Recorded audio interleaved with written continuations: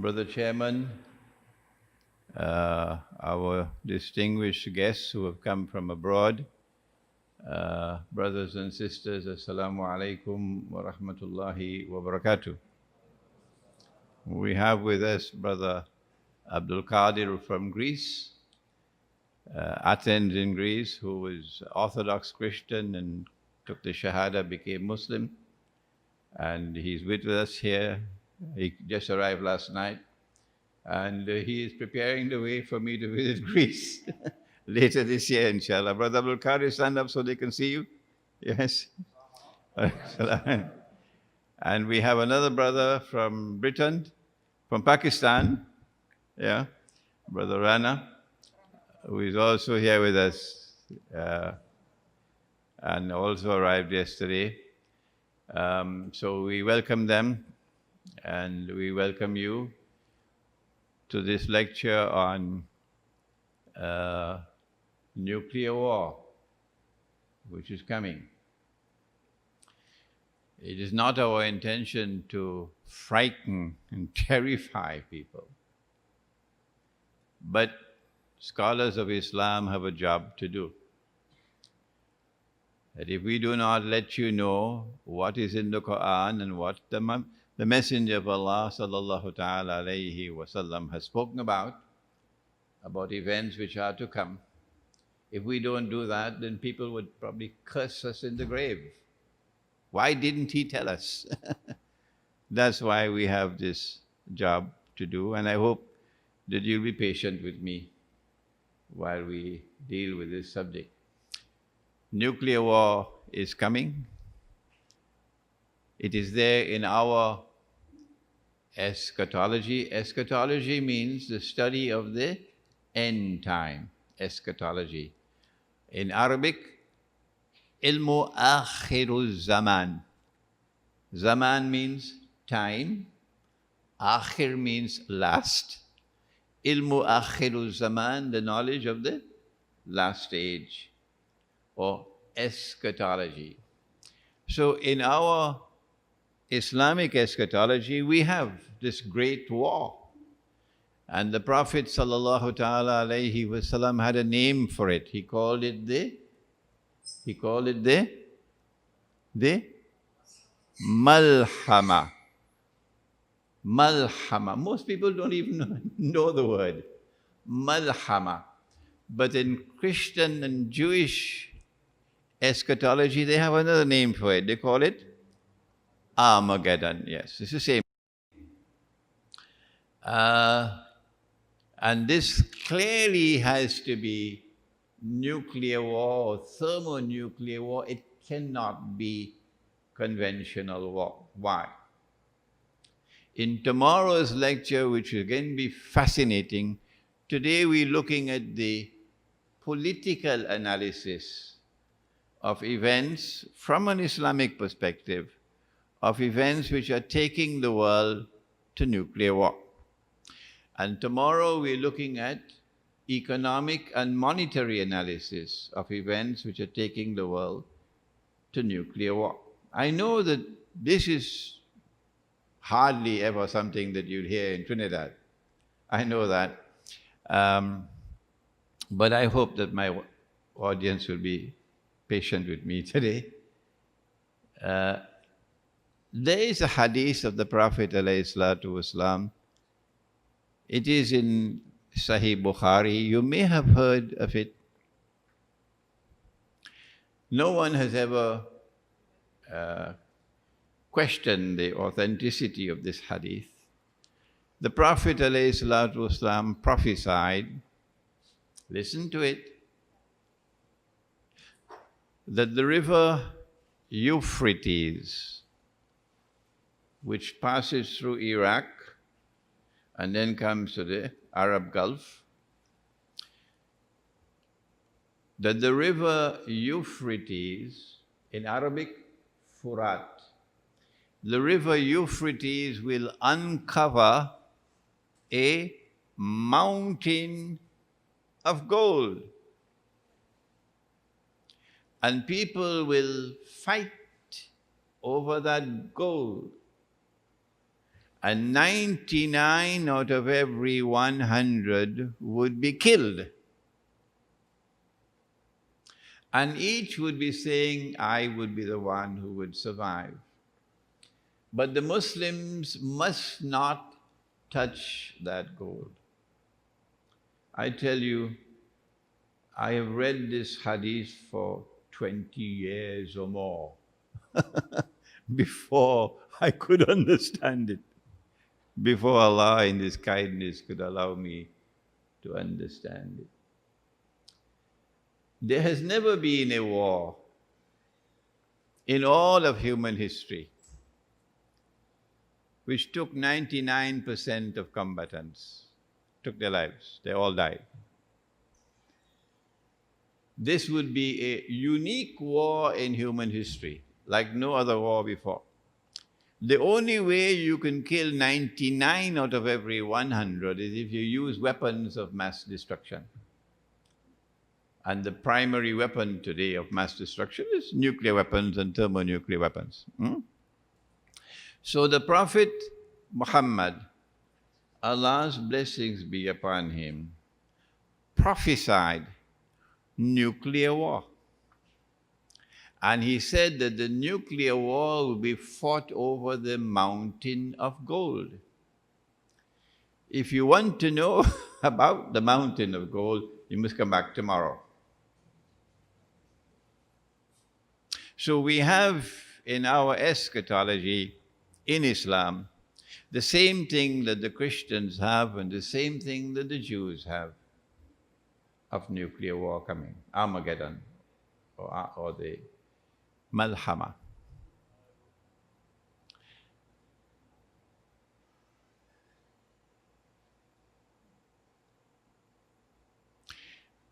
The subject of Akhirul Zaman, or the end time, is one in which Islam has more information, more knowledge than anyone else. We have the most comprehensive knowledge, the most authentic knowledge, the most up-to-date knowledge. We have it.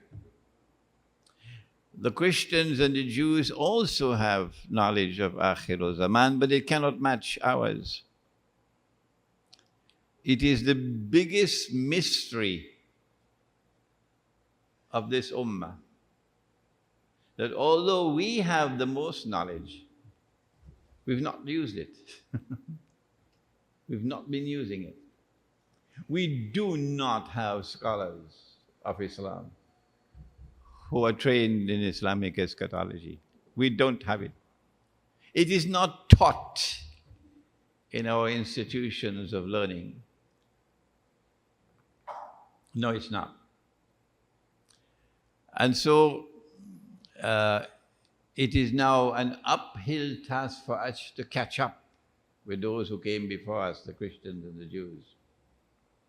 Our Prophet sallallahu ta'ala alayhi wasallam was walking and he met some of his companions sitting and he asked, what are you talking about? And they said, we are talking about Akhirul Zaman, the signs of the last day. And then he said, and of course you all know the hadith, he said the last day would not come until, and he mentioned how many? 10. And these are known as the 10 major signs. Good. And I believe that our Muslim community in Trinidad and Tobago are familiar with these 10. They're not given in the chronological order in which they will occur. No. Number 1, Dajjal, Al-Masihud Dajjal. Dajjal who will seek to impersonate the true Messiah. Al-Masihud Dajjal. Number 2, Gog and Magog, Ya'juj and Ma'juj. Number 3, the return of the son of Mary, Nabi Isa alayhi salam, the true Messiah. Number 4, Dukhan, smoke. And the Quran says that one day the sky will be filled with that smoke. When we give an opinion as to when will that smoke come and what will that smoke be, you must never accept that opinion until you are convinced that it is correct. Is that fair? Good. My opinion, and Allah knows best, is that the smoke, the Arabic word is dukhan, would be the mushroom clouds from the nuclear explosions. And the Prophet said, the Prophet ﷺ said there'll be a number of days when there'll be no sunlight. No sunlight. In Christian and Jewish eschatology, you find the same thing. That there'll be a number of days when there'll be no sunlight because the dukhan will block off the sunlight. Number 5, dabbatul ard, or the beast or the creature of the earth. Number 6, that the sun would rise from the west. Number 7, 8, and 9, 3, earthquakes. But these are earthquakes in which the earth will sink down and swallow what it swallows. Sometimes they call sinkholes. One in the east, one in the west, and the third one in Arabia. And number 10, which is now on the top burner, number 10, that a fire will come out of Yemen and drive people to their place of assembly for judgment. Out of these 10, and of course there are many others, but they are not located in this hadith. Out of these 10, there's one which is the preeminent sign, the most important one of all, that everything else revolves around it. What is it? The Quran says, "Ba'adawuzu billahi minash shaitanir rajim, wa innahu la'ilmun lis-sa'a." It could also be read, "Wa innahu la'alamun lis-sa'a," that he, Nabi Isa alayhi salam, Jesus, his return, this is the sign of all signs of Akhirul Zaman, or the last stage. I gave a lecture at the State University of Moscow in July of 2013, and the Russians were astonished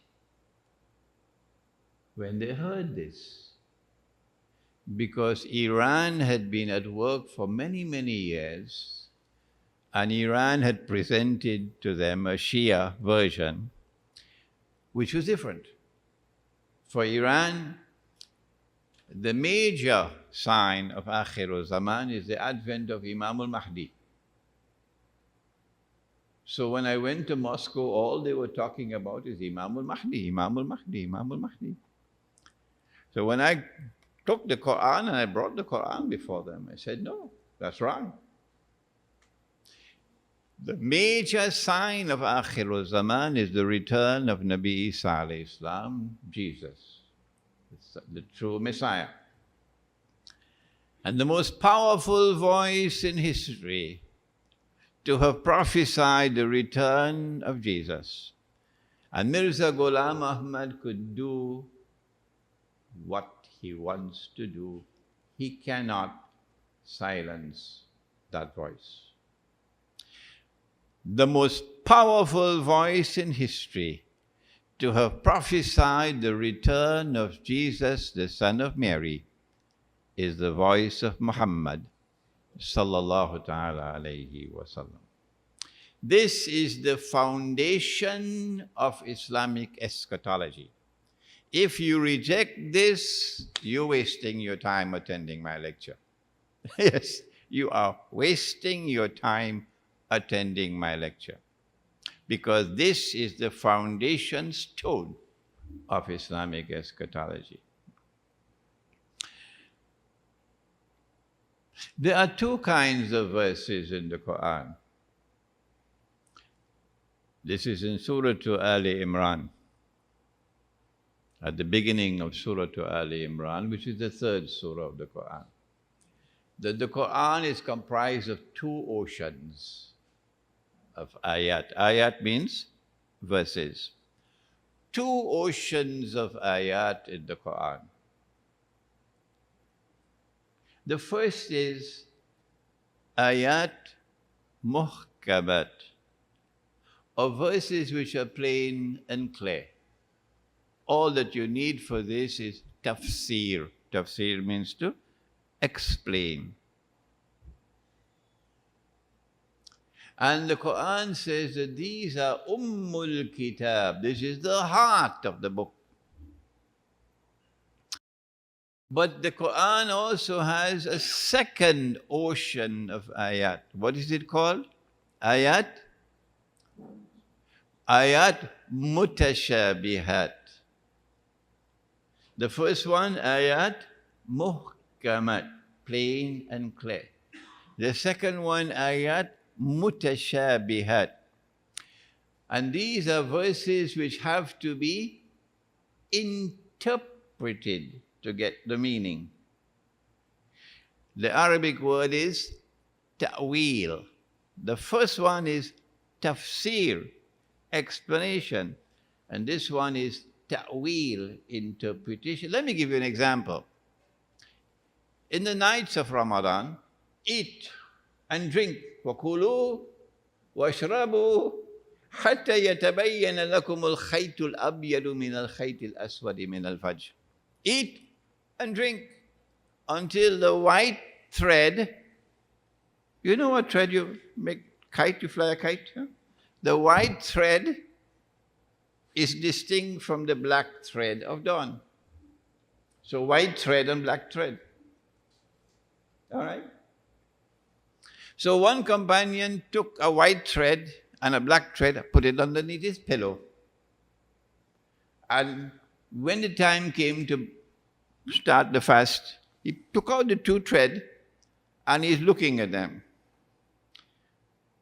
And he's having some difficulty in determining when to start the fasting. So he went to the Prophet ﷺ, who very wisely did not interpret the ayah. And then the Prophet ﷺ said, no, this does not mean literally the white thread and the black thread. No. This has to be interpreted.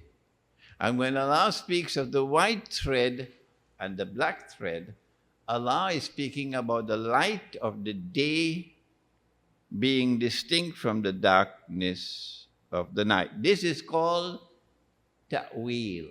Ta'wil. Dajjal, the false Messiah, who has to impersonate the true Messiah and get the Jews to believe that he is the true Messiah. In Trinidad, we say, give them a 6 for a 9, deceive them. Dajjal, if he is to successfully impersonate the true Messiah, will have to rule the world from Jerusalem. Because when the true Messiah comes back, that is what he's going to do. He's going to rule the world from Jerusalem. Nabi Muhammad ﷺ said so, that he would be Hakimul Adil. Hakim, a ruler. Adil, with justice. So Dajjal has to rule the world. Is Dajjal in the Quran? There are so many who dismiss the subject. They say, no, this is nonsense, this is not in the Quran. There is no mention of Dajjal in the Quran. It hurts me, of course, to have to utter these words. But that's schoolboy scholarship. That's not real scholarship. What you can say is that Dajjal is not to be found in the muhkamat of the Quran. But Dajjal is most certainly to be found in the mutashabihat of the Quran. Now that would be a more sensible statement. Several ayat of the Quran, particularly in Surah Al-Kahf, which are directly linked to Dajjal. Nearly everything which pertains to Dajjal needs to be interpreted, like the mountain of gold, and we'll do that tomorrow, inshallah. The Prophet said, alayhi salatu wasalam, about Dajjal, that when he is released from what? He's on an island. If you've read Jerusalem in the Quran, I wrote that book about how much, 14 years ago? Right? It was published about 13 years ago. If you read that book, you'll see the hadith. The Dajjal was on an island. And he was in chains, okay? His hands were chained to his neck, his feet were chained and so on. And we don't have the time to go over that now. But when he's released, said the Prophet ﷺ, from that island, he will live on earth for how many days? 40 days. But when the Prophet uses the word 40, be careful. Because someone asked him which is the first masjid which was built. He said the Kaaba. And then they asked him which was the second masjid which was built. They said Masjid al-Aqsa, Jerusalem. And then they asked him how many years were there between the construction of the two? He said 40. What did it was a couple thousand years? He said 40. So when he uses the word 40, do not understand it literally. This is mutashabihat. Dajjal will live on earth for 40 days. One day which would be like a year, one day which would be like a month, one day which would be like a week. وَسَائِرُ أَيَّامِهِ كَأَيَّامِكُمْ, and then all the rest of his days like your days. My book, Jerusalem and the Quran, was based on this hadith. I came to the conclusion that it was only when Dajjal was in a day which is like our day, only then would we be able to see him. Because he's in our world of space and time. Prior to that, he's here on earth. But we can't see him. Are there angels in this room? Answer me. Yes, there are. Each one of us have two angels. Can we see them? No. Are there jinn in this room? Yes. Can we see them? No. So too with Dajjal. In his day like a year, in his day like a month, in his day like a week, he's here but we cannot see him. Only when his day is like our day, at the end of his life, then we will see him.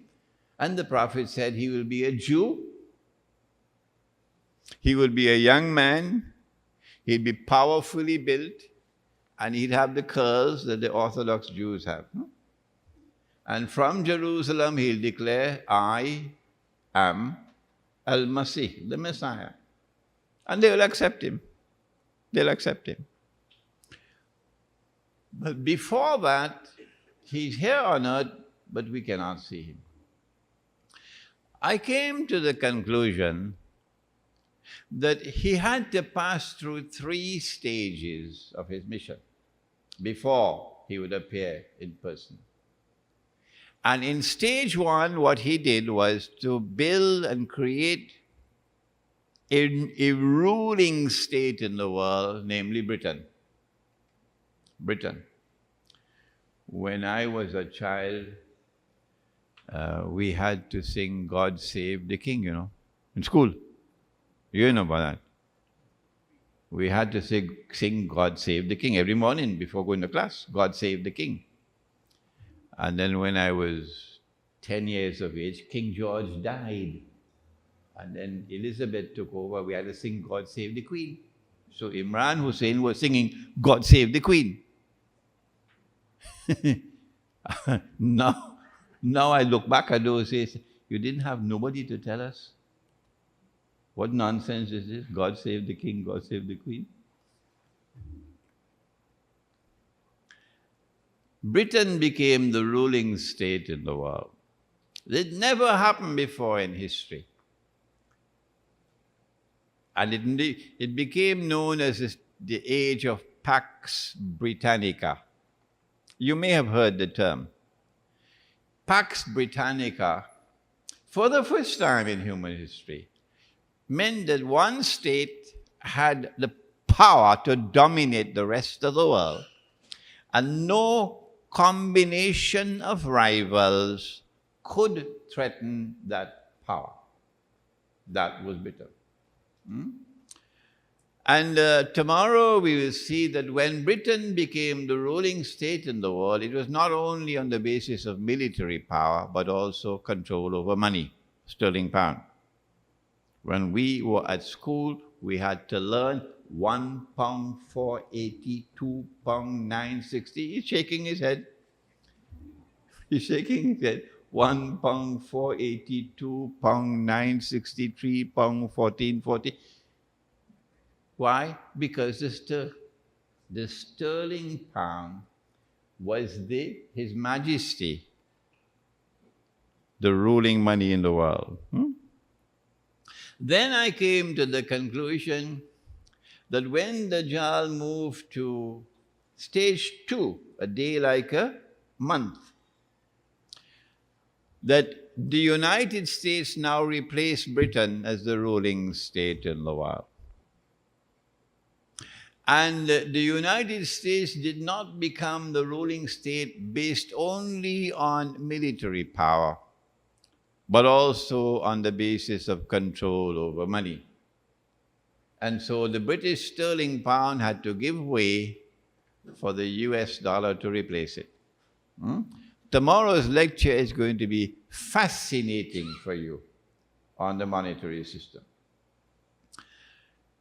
And when Dajjal's day, like a month, is coming to an end, which is where we are now, and a day like a week is about to commence, that the United States is going to give way to a third state, which is going to become the new ruling state in the world. And in the same way that Pax Britannica gave way to Pax Americana, so too will Pax Americana give way to Pax Judaica, and Israel will become the ruling state. This is where we are now. The question, however, is, the United States is so big, and the world has grown so big in these last 100 years. Population is expanding dramatically. How can little Israel rule a big world like this? Not possible. Either Israel has to expand and become big like the United States to rule the world, which is not possible. Why? Because Israel is located in a sea of Islam. All around is Muslims. Or the second possibility is that the world has to become smaller. Which one will it be? Will Israel expand and become so big, or will the world contract and become smaller? What does the Quran have to say? The verse is in Surah Al-Isra, Surah number 17 of the Quran. And listen to what Allah subhanahu wa ta'ala has to say. This is ilmu akhirul zaman, or the study of the end time. وَإِمْ بَعْدَ أَعُوذُ بِاللَّهِ مِنَ الشَّيْطَانِ الرَّجِيمِ وَإِمْ مِنْ قَرْيَةٍ إِلَّا نَحْنُ مُهْلِكُوهَا قَبْلَ يَوْمِ الْقِيَامَةِ أَوْ مُعَذِّبُوهَا عَذَابًا شَدِيدًا كَانَ ذَلِكَ فِي الْكِتَابِ مَسْطُورًا. And there is not a single town or city that will escape, but we will destroy them all. This is the Quran. This is not Hadith. This is Quran. There is not a single town or city that will escape, but we will destroy them all before Qiyamah. And those which escape destruction will be punished with severe punishment. And this is something inscribed in the book. This verse of the Quran is warning us of great destruction that is to come to the world. There are other verses of the Quran, but we don't have the time to turn to them, on the Malhama. And then there are the ahadith which speak very specifically, like that one which says that 99 out of every 100 would be killed. We are now located at that moment in time when a day which is like a month is coming to an end, and a day which is like a week is about to begin. If we go back now to that moment when Pax Britannica was giving way to Pax Americana, there were big wars in the world. They call it the First World War. They call it the Second World War. That's the name they have for it. For me, they were European wars, not world wars. But these were wars in which the world experienced destruction like never before in history. I was born when the Second World War was taking place. Yeah. Millions and millions of people were killed, particularly Europeans, in those world wars. So in order for Israel to replace the United States of America as the ruling state in the world, you don't need a PhD to know that not only does Israel have to take over for the US dollar, and new money has to come, that Israel will control, but also there will be great wars. Who will the wars be fought against? There are two forces in the world, two, which stand up to resist Israel. Who are they? Number one, the followers of Nabi Muhammad alayhi salatu wasalam. Those whose Qibla are in Mecca, because, forgive me for saying so, don't be annoyed with me, we have people whose Qibla in Washington.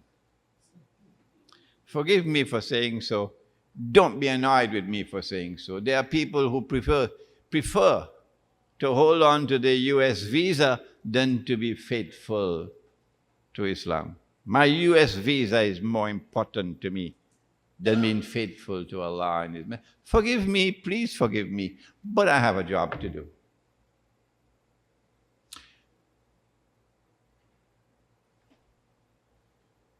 The big war which is coming will attack Muslims because they are the ones who are standing up to Israel. And another people are standing up to Israel. Who are the other people? The answer is to be found in Surah Al-Ma'idah. And this is the most important ayah I'm quoting today. So listen carefully. Surah Al-Ma'idah, which is the 5th surah of the Quran. Allah subhanahu wa ta'ala warns of a time which is to come, in which He says, لَتَجِدَنَّ, you will most certainly find in time to come, أَشَدَّ النَّاسِ عَدَاوَةً لِلَّذِينَ آمَنُوا الْيَهُودِ, that the Jews will become the people with the greatest hatred and hostility and enmity for you. That time will come. وَالَّذِينَ أَشْرَكُوا, that in addition to the Jews, there will be another people who will display the same hatred and enmity and hostility for you. And they will be a people whose total agenda is shirk. Everything connected with them is shirk. Example? Shall I give you the example? You don't mind. Well, Allah speaks in the Quran about Yawmul Jum'ah. Yawmul Jum'ah. إِذَا نُودِيَ لِلصَّلَاةِ مِنْ يَوْمِ الْجُمْعَةِ فَاسْعَوْا إِلَى ذِكْرِ اللَّهِ وَذَرُوا الْبَيْعَ. When the call to prayer is made on the day of Jum'ah, give up, shut your business down and go to the masjid. Jum'ah, Yawmul Jum'ah, the day of Jum'ah. This is the name that Allah has given in the Quran, Yawmul Jum'ah. They changed that name and they've given a new name. And the new name is Friday. In the English language, in Friday. In French is Vendredi. In Spanish, what is in Spanish? Anybody know Spanish? Huh? Viernes.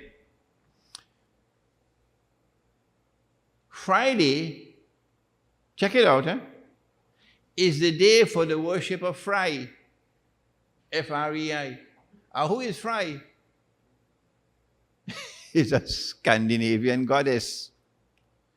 The day for the worship of a Scandinavian goddess. The days of the week like that, the months of the year like that. January, February, March, all that stuff. So you are going to be attacked by two people.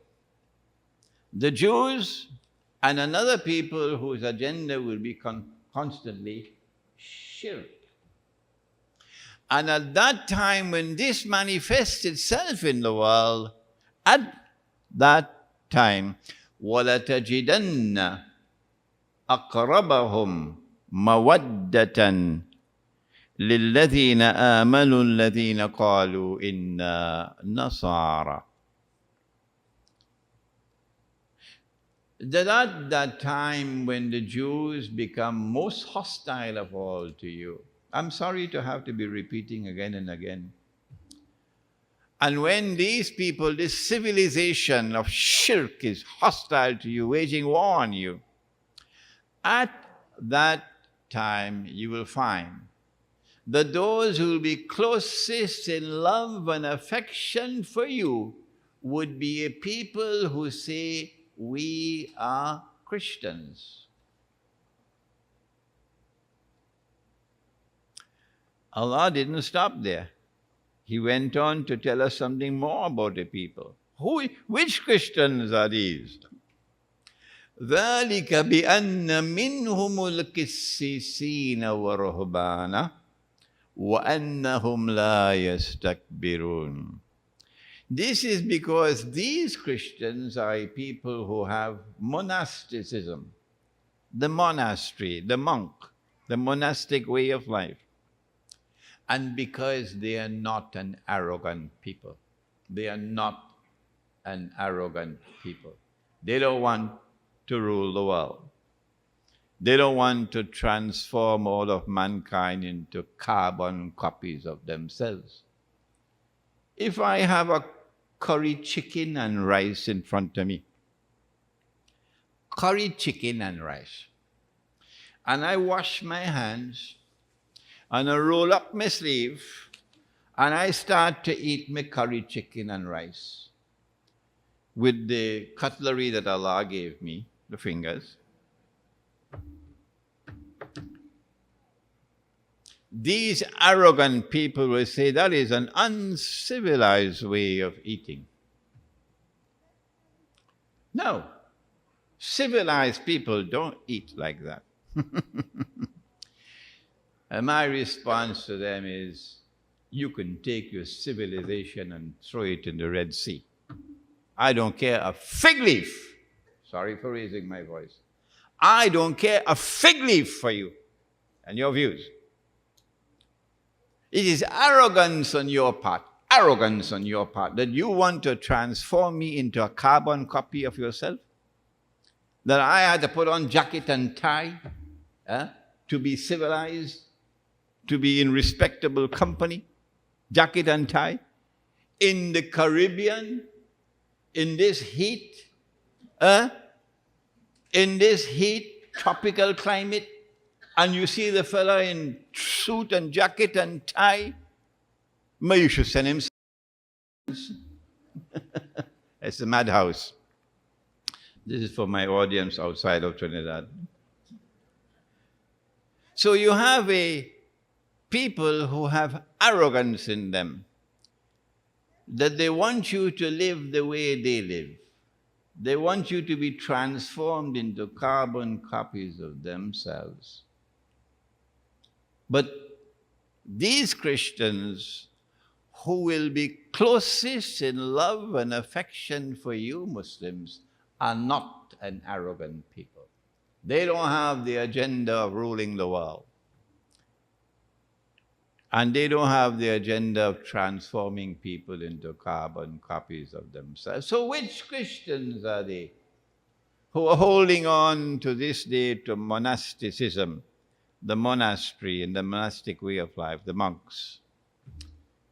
Answer, we have Abdul Qadir here to answer you. He was Orthodox Christian. The Christian world has two parts. One is that part of the Christian world which celebrates Christmas on the 25th of December. And then you have the other part of the Christian world which celebrates Christmas on 7th or 9th? 7th of January. 7th of January. That other part is called Orthodox Christianity. And this part is called Western Christianity. But I call it, this is the only part of the world where you're not allowed to have a beard. Except one man. He's allowed to have a beard. Everybody else must shave off the beard. You can't be in the police service and have a beard. No. You can't be in the armed forces and have a beard. You can't work in a hotel with a beard. No. But this fella is allowed to keep his beard. And he comes once a year, flying on a reindeer. Flying on a reindeer, once a year. So this is Santa Claus Christianity. The Orthodox world don't have this Santa Claus Christianity. When I went to Russia, I found so many people with beards. Yeah. Orthodox Christians with beards. So, Orthodox Christianity also has monasticism. Russia is the leader of Orthodox Christian world, Russia. And I found so many beards in Russia. My host who invited me to the State University of Moscow was Professor Alexander Dugin. And Alexander Dugin had a big beard sitting next to me.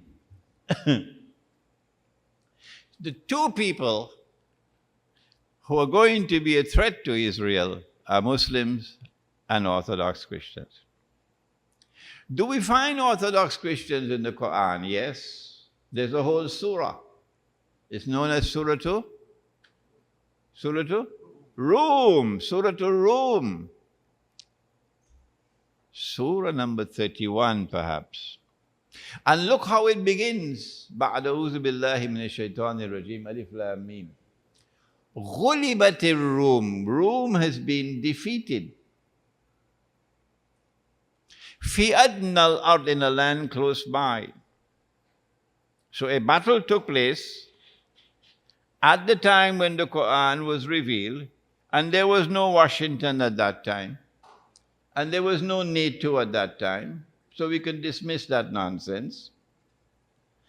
A battle took place at the time when the Quran was being revealed, and Rome was defeated in a land close by, close to Arabia.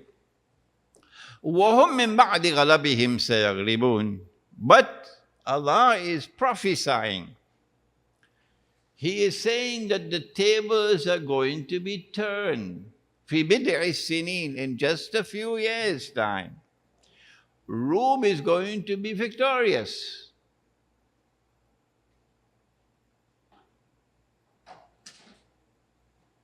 وَيَوْمَئِذٍ يَفْرَحُ الْمُؤْمِنُونَ. On that day when Rome is victorious,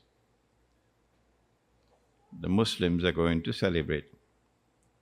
The Muslims are going to celebrate when Rome is victorious. Who is Rome? Rome is the Orthodox Christians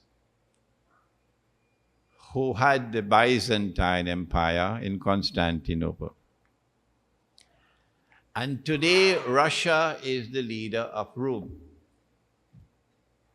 Greece is also in Rome, Armenia is in Rome, Bulgaria is in Rome, and so on.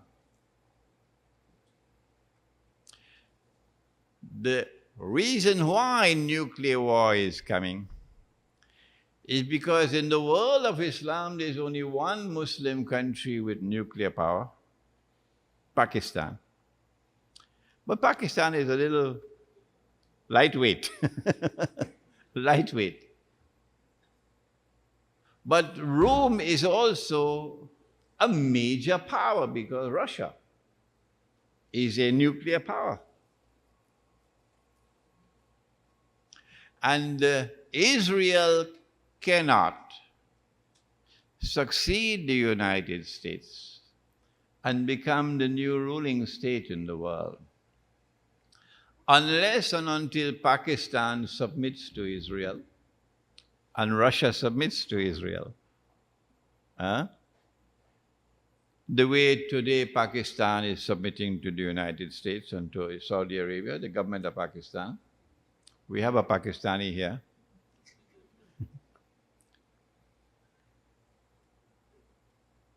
But the people of Pakistan are not prepared to submit to Israel. When Saudi Arabia attacked Yemen, was it 2 weeks ago? Saudi Arabia led an alliance and took with her Abu Dhabi, UAE, and Egypt joined in and so on. And Saudi Arabia made a formal request to Pakistan to join in the attack on Yemen.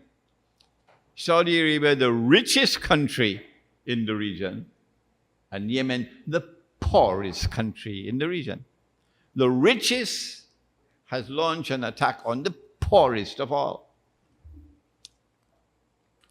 The government of Pakistan is a shoeshine boy of the Saudis. That's what Nawaz Sharif is.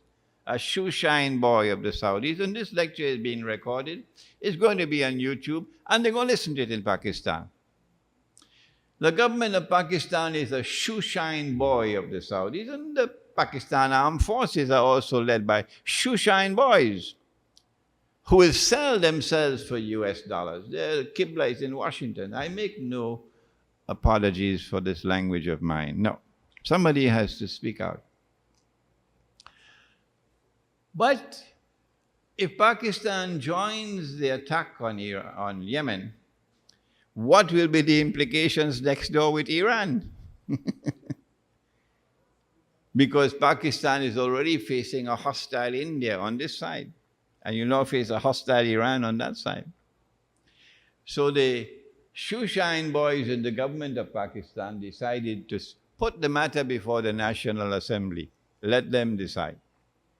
The Saudis, of course, were furious. The National Assembly debated the issue and unanimously rejected the Saudi demand. Unanimous. So the people of Pakistan are hostile to Israel, but the government of Pakistan always betraying them. In the case of Russia, it's different. In the case of Russia, what they did was the Jews, the Russian Jews, were the ones who, you would not know about this is history, the Bolshevik Revolution. And then they brought something called communism and the Soviet Union. But this was done by the Russian Jews. Yes. And they created the Soviet Union to destroy Orthodox Christianity. And thousands of Christian monks and priests were killed. Monasteries were shut down by the Soviet Union to try to destroy Orthodox Christianity. They brought an atheist state to the Soviet Union. But they planned, and it didn't succeed. And when the Soviet Union collapsed in 1988 to 89, somewhere around there, since then, Russia has been returning to Orthodox Christianity. It's not complete yet. A return is still coming. And as Russia returns to Orthodox Christianity, Russia refuses to bow to the Zionists, refuses to bow to Washington.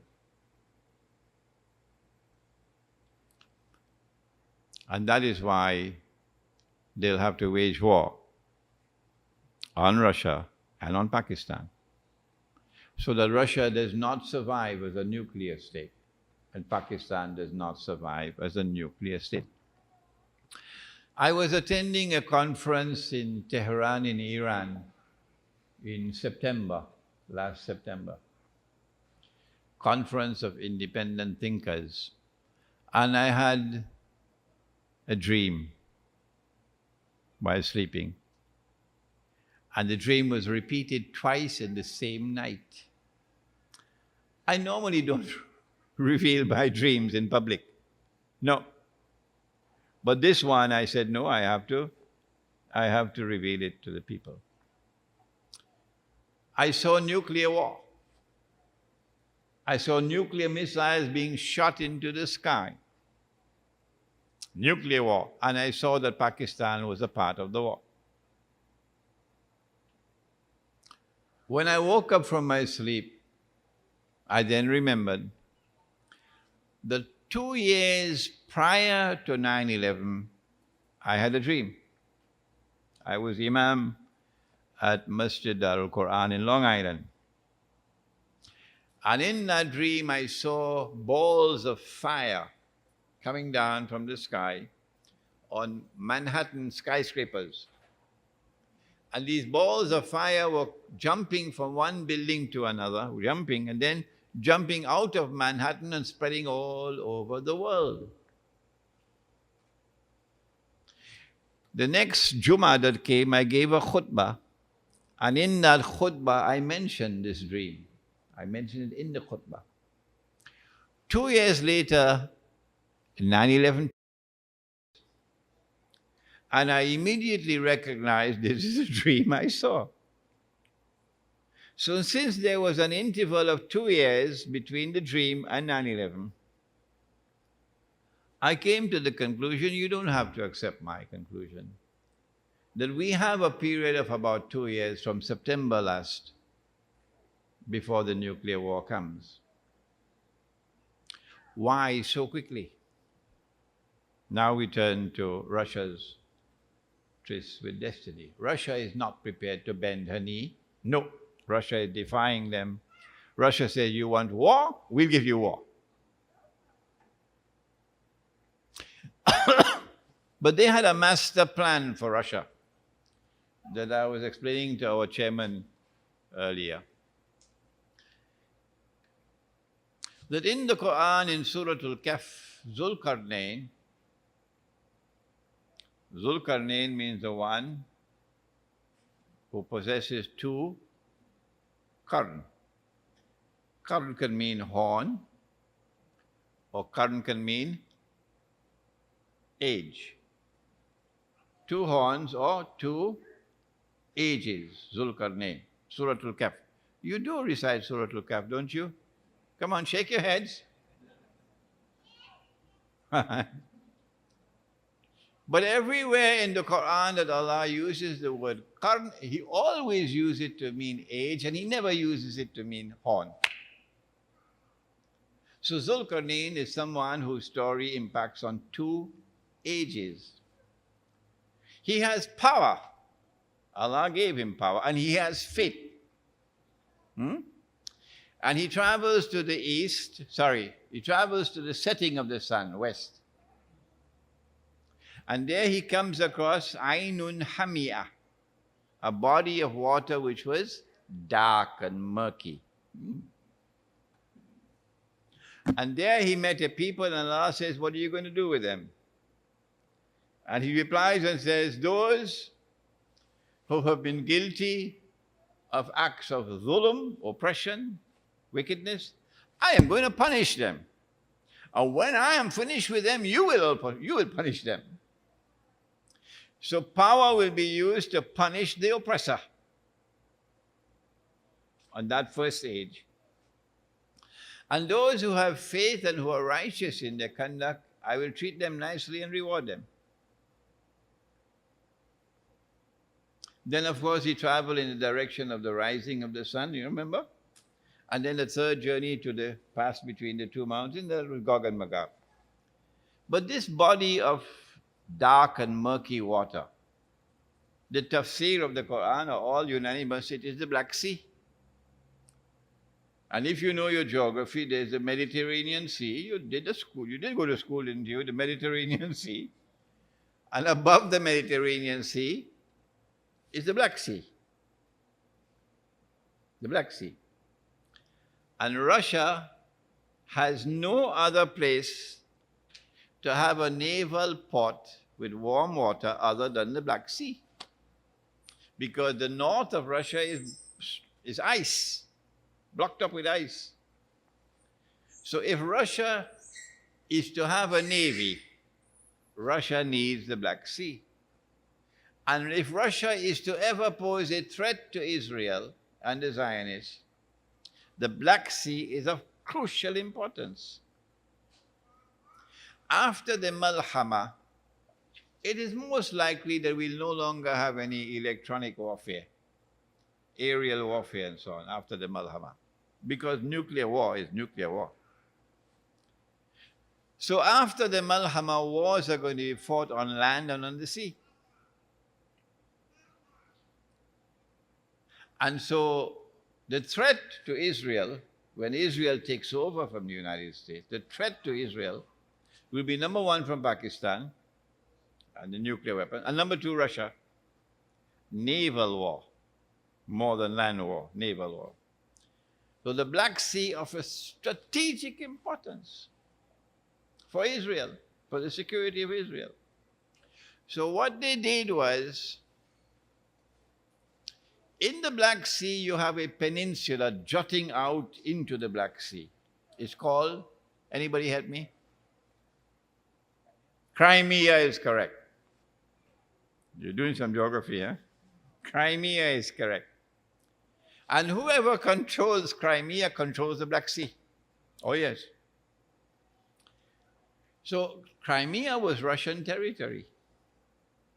So the plan was, the master plan was, you create this Soviet Union, communist state, and then in 1954, 6 years after Israel was born, Nikita Khrushchev transferred the territory of Crimea from Russia to Ukraine without the permission of the Russian people. without the permission of the Crimean people. And Crimea became part of Ukraine. But since the Soviet Union controlled both Russia and Ukraine, it's not a problem yet. The problem would come when the Zionists used their color revolutions to cause the collapse of the Soviet Union. They needed the Soviet Union to collapse. Why? So that Ukraine will emerge as an independent state. And Russia will emerge as a federation. And Crimea will belong to Ukraine. Okay? Then the next part of the strategy was to get a pro-Western government in Ukraine. And when you install a pro-Western government in Ukraine, then Ukraine will apply to become a member of NATO. And when Ukraine is a member of NATO, that's Russia's goose is cooked. Because Ukraine will say to Russia, get out of Crimea. Russia doesn't have a naval port anymore. And Israel is now safe. So what they did about a year ago, December, they had these street demonstrations and so on. And they were able to bring about a change in government. And a pro-Western government came to Ukraine. As soon as that happened, Russia acted swiftly.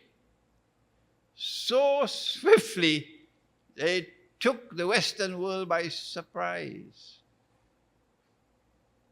Russia turned to the Crimean parliament. The parliament of Crimea debated the subject, and the Crimean parliament adopted a resolution unanimously that Crimea wants to return to Russia. As soon as that resolution was adopted in the Crimean parliament, the Russian parliament then met and accepted Crimea back into Russia, and it became part of law. It happened within 2 weeks. This is the biggest blow that the Zionist movement has ever experienced in its history. Why? Because now that Russia has Crimea, and Russia is now a nuclear power. 100 years ago it was not. Russia now commands the whole Black Sea. And all the states, including Turkey, got to think twice now. The strategic environment has changed dramatically. The longer they wait to attack Russia, the stronger will Russia become. That is why a period of 1 or 2 years makes sense. That if they wait longer than that, Russia will become stronger and stronger. Will Russia back down from nuclear war? No. Russia is not prepared to back down. And so nuclear war is coming. And it is Russia's destiny to stand up to the oppressor and use power to punish the oppressor. Because Zulkarnain did it the first time. And Karnain means 2 ages. So in the same part of the world where he did it the first time, in the second age, Karnain, 2 ages, it will come to pass again. This is Surah Al-Kahf. This is how Surah Al-Kahf of the Quran anticipates for us the big war which is coming, in which Russia is going to use her power to seek to punish the oppressor. Tomorrow, inshallah, we will look at the subject from a different perspective. Namely, in addition to threatening Russia with nuclear war, they are attacking Russia in a different way. They are attacking the Russian ruble. When I arrived in Moscow, July 2013, 33 Russian rubles were equivalent to $1. 33 to 1. After Russia took Crimea, and Russia said, I'm not going to give back Crimea. No, you can do what you want. They began to attack the Russian ruble. The price of oil suddenly started to drop mysteriously. It had nothing to do with economics, only politics. And the Russian ruble is losing value, losing value, losing value. So they're attacking Russia with economic weapons and monetary weapons. And tomorrow's lecture will deal with that hadith about the mountain of gold. We pray that Allah subhanahu wa ta'ala may bless us with the knowledge to be able to respond to this big war which is coming. What to do? How do we prepare for a big war? What kind of world is it going to be when nuclear war takes place? Again, it is Surah Al-Kahf. You have to flee out of the cities. Flee out of the cities. Get out of the cities. Because the cities are going to be destroyed. A city with 20 million people. Those who die in the war are the lucky ones. Those who survive are the unlucky ones. Why? Because the city of 20 million people cannot feed itself. No. The food has to come from outside. And the line of communication and supply are going to be disrupted. So when 20 million people, or what is left of 20 million people, want food, they're hungry, they want water, they have no water. And this frantic search for food and water turns violent. You wouldn't want to be there at that time. This is what Surah Isra is talking about. That those towns and cities which are not destroyed will punish them with terrible, terrible punishment. So before we end, Surah Al-Kahf of the Quran is telling us that the way to respond to the nuclear war that is coming is to seek security in the remote countryside, stock up on food and stock up on water, and continue to make dua to Allah. ربنا تقبل منا إنك أنت السميع العليم وتب علينا يا مولانا إنك أنت التواب الرحيم برحمتك يا أرحم الراحمين آمين.